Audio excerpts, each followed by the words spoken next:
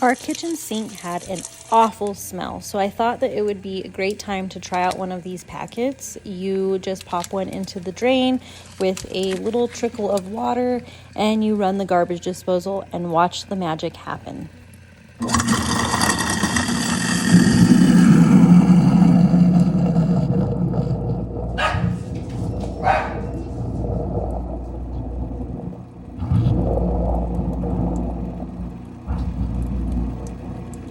The smell that came from the drain while I was doing this was awful, so I do believe that it was working, and I did notice a significant difference in the smell coming from the drain after it was finished.